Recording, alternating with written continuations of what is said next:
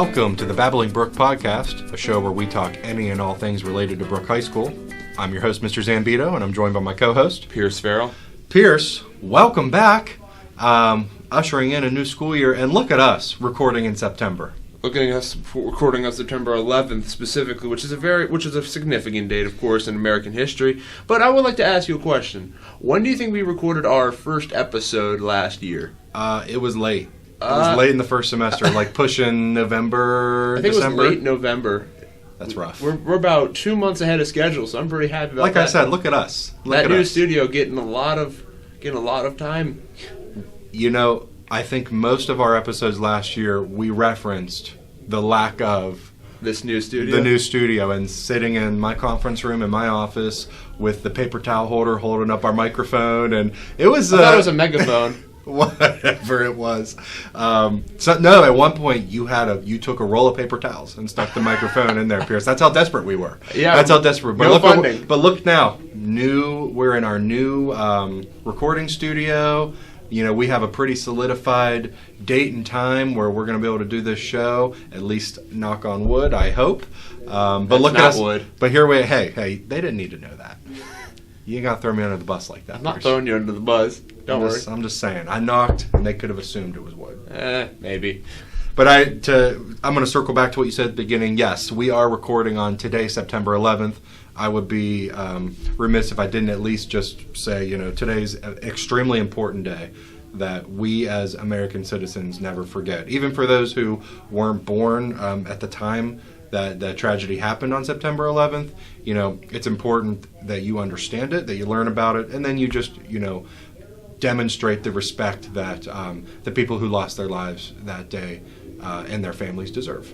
So anyways, wanted to make sure we talked about that. But, let's get on to, why we have this show, Brooke High School. And we are starting a brand new school year with a bunch of new stuff to talk about. Why don't you explain some of those to me? So first and foremost, just some changes that we've experienced with policy, some that come from the principles that we feel were going to be important this year, but also just some things that came down from the state of West Virginia where they said, you know what, this is what you got to do. And the big one there is the cell phone policy. The state has ruled that cell phones are now it is against the law to be using them in the classroom, in the instructional setting. And as far as I'm concerned, I find that to be a massive win because I'm schooled up on all of the research based on the distractions that phones bring to students when in the classroom. So we came up with basically, the best offer that we were going to be able to give you guys, which was having those phone caddies and you being able to keep your phones throughout the day, but when you enter the classroom, those phones just got to go in the caddy. And honestly, considering the other options that were out there, like staying in the lockers permanently or not even being allowed to bring them to school at all, we thought this was a good compromise. The student body won't agree with me at all, but I agree with this policy because I just hated seeing people on their phones for anything other than putting music on to work, and that annoyed me greatly. And what are they not doing when they're on their phones? They're not learning, right? They're not even attempting to learn. So, yeah, we're on the same page there. Isn't there like a new hall pass system that... There sure is. Number 2 was, and this comes from the principals, not from the state or anything, but our initiation of Smart Pass.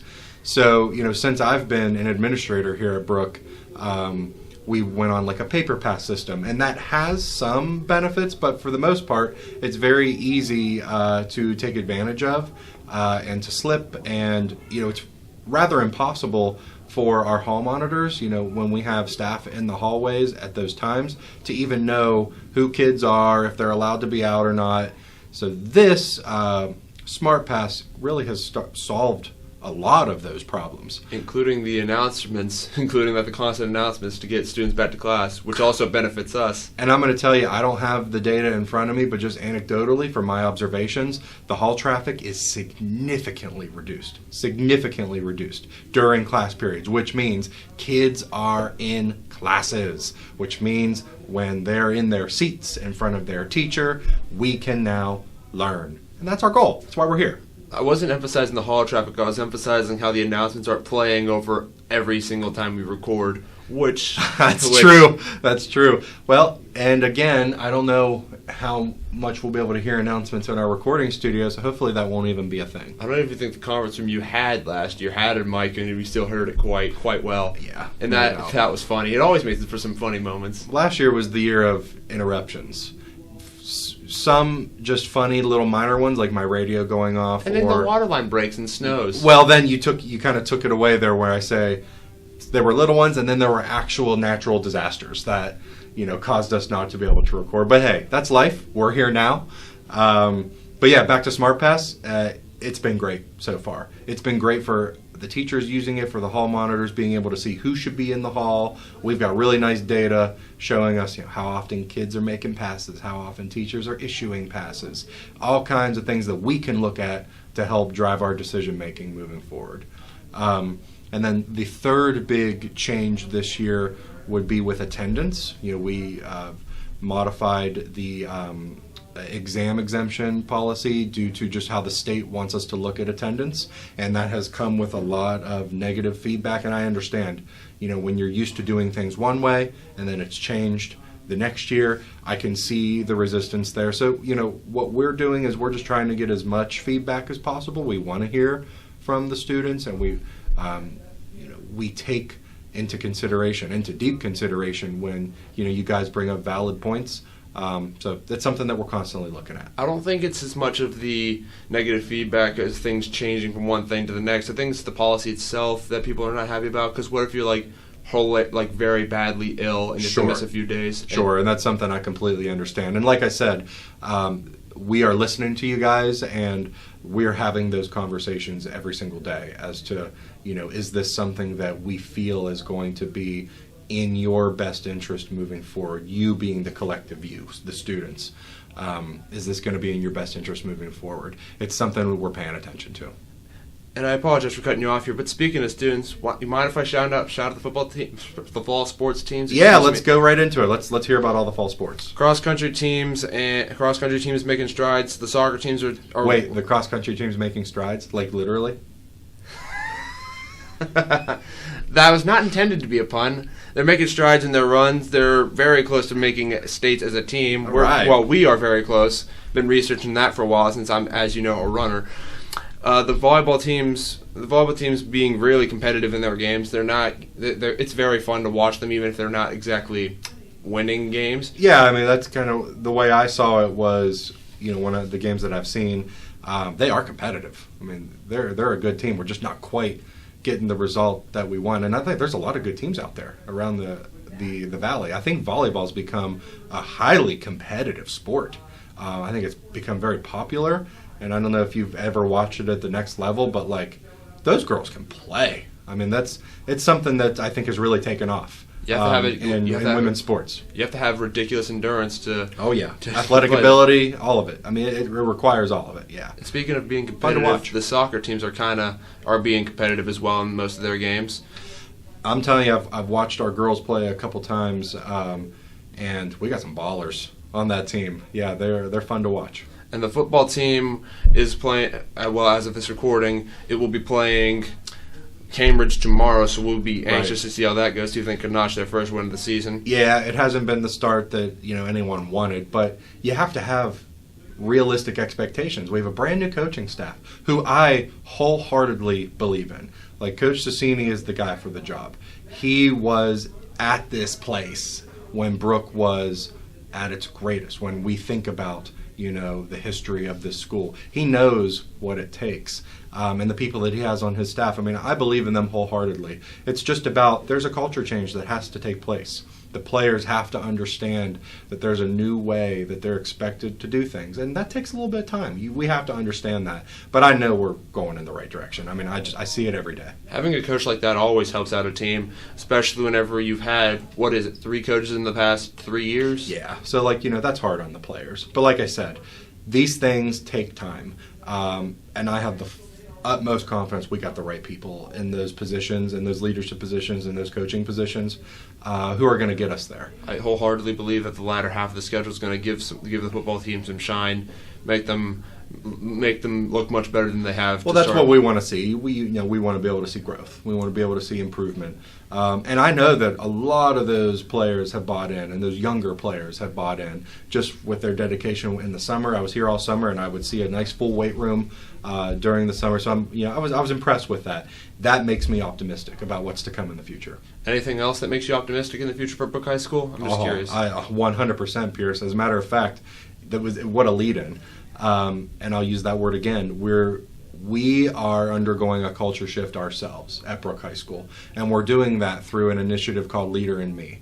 And Brooke High School is embarking on uncharted territory in the state of West Virginia. There are no other high schools in the state that are doing what we're doing right now, so we're kind of the pioneers. But it's a program where we are learning various ways to empower our students to become leaders, whether that's in the classroom, in the community, or throughout the school itself.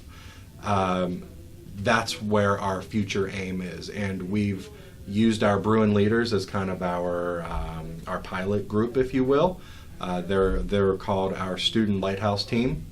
And we've already met with a few members of senior leadership already, where they're coming to us and they're asking us questions about decisions that have been made in the school and just wanting clarification, wanting to collaborate with us on future events. And that's exactly what we're looking for, to give you guys as the students a voice, but also not only a voice, but space to use that voice. And then we'll put our money where our mouth is, and we'll do our very best to execute, things that student leadership wants to accomplish in the school. That sounds absolutely nice, but I just have one question. You said that we are doing what no one else in the state is doing. Is that really, really true? To are we the first person? To my knowledge, I don't believe there's another school, at least a high school in the state, that is doing this. Wow, that's really, really good for Brooke, and I really hope this culture shift does work out. As long as the same people are in these principal jobs moving forward, which I'm confident we will be, that's our agenda. That's what we want. We want Brooke High School to be a place where students learn to become leaders. So we want our senior leadership setting the standard for our freshmen, so that our freshmen can grow into those roles and they can see the upperclassmen day in and day out exemplify exactly what we want. And I know this truly in my heart, and I told the senior class this at the beginning of the year. They're the ones. They are the group who's going to start this, who is going to spark that flame, if you will. I believe in this senior class, and I think we have more than enough leaders in that group who, like I said, are going to put us in the right direction and really get this thing going. That's nice. It really is nice to hear that. And it was nice talking to you, but I believe that we are just about out of time as we are approaching the 13.5-minute mark. So it was nice talking to you. Look at us, Pierce. We've got a nice full episode on day one. We started early in the year as opposed to the November timeline that we started with. The disaster that was last year trying to record this show. I think we got 7 episodes last year. 7. The entire year. Well, it's time for a change. Just like this kind of the theme of this year, I feel like is change and in the right direction, and that bleeds into everything, even into this show. So, I guess if we're out of time, I'm Mr. ZAMBITO. I'm Pierce FERRELL. Everybody be kind, be safe, make good decisions, and we'll see you next time.